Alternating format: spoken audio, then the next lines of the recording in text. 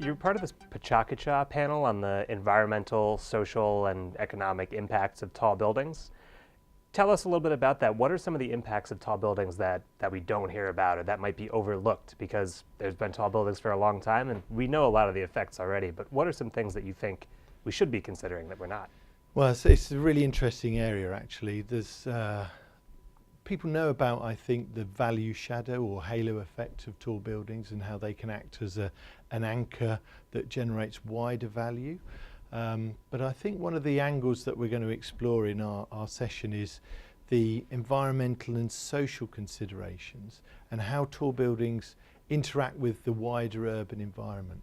And particularly we're going to be looking at community, civicness, society, and how those sort of really important social values work within the tall building context. So I think our session should explore that in some detail. So what are some of the social impacts of tall buildings, and what are some better ways that tall buildings could be better citizens of their environment? Sure.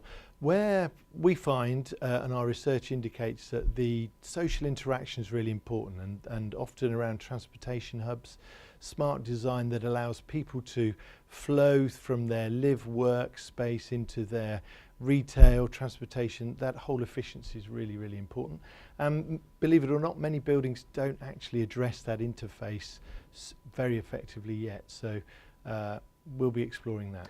Are there some good examples of buildings that you think do that really well right now? Well, interestingly, Mixi here in Shenzhen is a pretty good example, particularly the transportation, the retail on the sort of high street scene that links through to the tall buildings, residential, commercial and hotel. That's quite an effective one, very integrated design. I think that makes sense in China, where you see a lot of these kind of massive mixed use projects where you have a mall, huge retail component, condos, hotels, rail connection. Do you think that applies everywhere? I mean, what about a city that's already developed that has a lot of existing infrastructure? Is that sort of layout possible there too, as feasible? We're finding that it is, especially where you enter this sort of urban renewal phase in certain cities. So for example, if we picked on London, where we've got Crossrail, each node point on a station creates an opportunity to regenerate the surrounding area. Often densities are sought for values, enhancement, and you end up building tall. But what we know, and the great designers around and the engineers know that, improving the interplay between these spaces really, really helps not only the economic return for the investors and developers, but actually what's key to that success is attracting people, this notion of placemaking, and even more importantly, this sustainable placemaking. So I think we're going to see a lot more of this very thoughtful greening, softer interplay between spaces and uses coming through in these designs. Yeah, you mentioned sustainability, and we didn't actually talk about the environmental impacts of tall buildings, but what are some of we've all heard about, density, of course, is important. It's environmentally, it's efficient to have a lot of people in place. But what are some of the environmental impacts of tall buildings that you think should be addressed, that need to be addressed as we see more and more going up in cities around the world? Sure.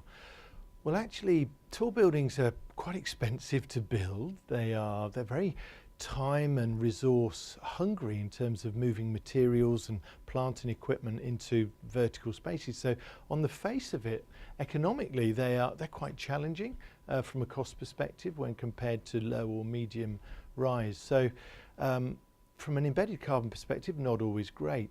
However, there are some good innovations coming along where tall buildings are seeking to be sort of zero carbon in their own right, or even more sustainable as almost a closed loop sort of environment with maximum use of rain, wind loading and smart energy efficiency, etc. So that in itself is quite good. It's very good, but on its own, a sustainable tall building on its own that has fewer interactions with its surrounding area isn't as sustainable and as good as it needs to be. So again, we're thinking that there's room for further research into the interplay through the stages of the asset life cycle as well. So a lot of effort goes into the create phase, but what about the sustainability through the operate and maintain phase when these buildings are used for long periods of time? So we're looking at working on some research with the CTBUH into that area. And what sort of technologies or approaches are you considering? Technology, I think, is moving on. We all hear about smart cities. We've got smart buildings, the Internet of Things. There's a lot of great ideas and work and innovation around retrofit smart technology in terms of sensors to improve the efficiency, effectiveness, use of existing tall buildings. And I think technology is moving on apace and embedding into new assets as well. One of the challenges is that these super tall buildings take a long time to build, so the pace of change in the development of technologies means that you can be refreshing and adapting your design as you go, which isn't always the most efficient way, so we have to keep a close eye on that. Your company, Arcadis, is a project manager all over the world. What are some of the difficulties of project management? And maybe just start from square one and just, what is project management as you see it? What's your philosophy for it? It's not just lining everything up so the building goes forward, is it? No, indeed. Well, we think it's all about assuring outcomes. So time, cost and quality are the typical metrics for project management.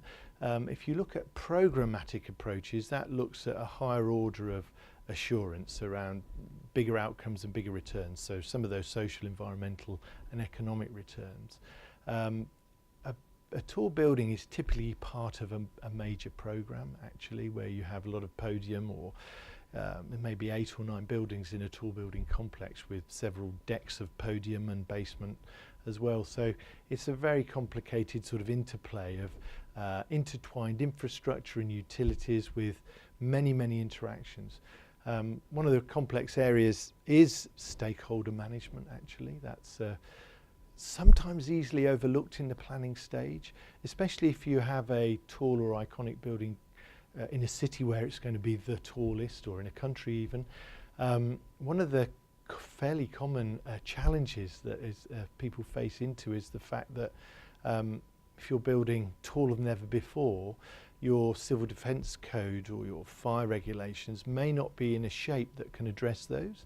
So getting onto that really, really early and beginning to manage the improvement and enhancement of regulations with those bodies, so that when they come to sign off and approve your designs, you don't suffer any delays. And it's actually a fairly common area of problem where you can get 6 to 12 months delays while you get your local regulatory body on board with the sort of concepts that you're building in. So you bring regulatory recommendations from other countries to bear.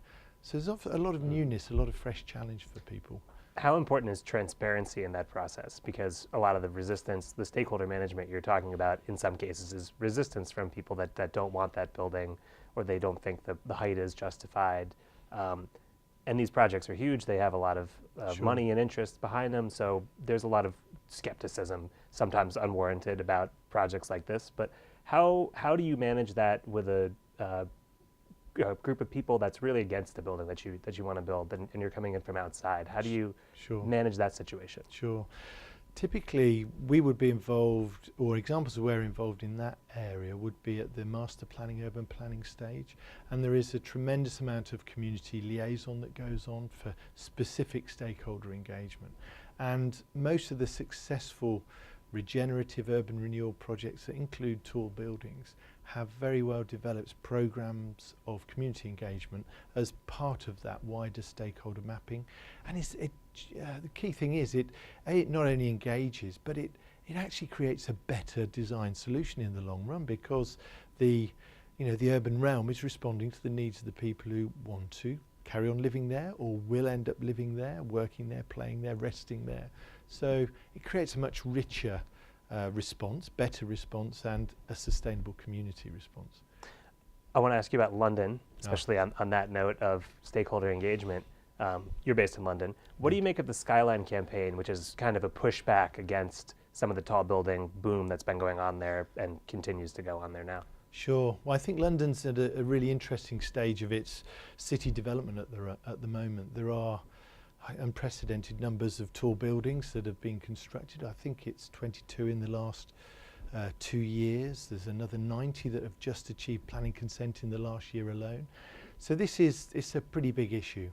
On the one hand, it creates an iconic skyline which is attractive. It's very popular for landowners because when you build tall, your land value increases, and there's no shortage of people willing to invest in real estate in London, especially at the sort of high quality tall building end. However, there's a lot of housing as part of that tall building, of course, much of it along the Thames, which is going to change the character of that area forever, because I don't think these buildings will ever be demolished. But one of the biggest challenges for London is affordable housing. And so far, tall buildings, I think it's fair to say they really haven't gone anywhere near to addressing the housing shortage challenge at an affordable level. There are some initiatives to improve the tenure mix, but some towers are getting consent with zero affordable housing provision within them. And I think that's part of the reason for this backlash and the problem.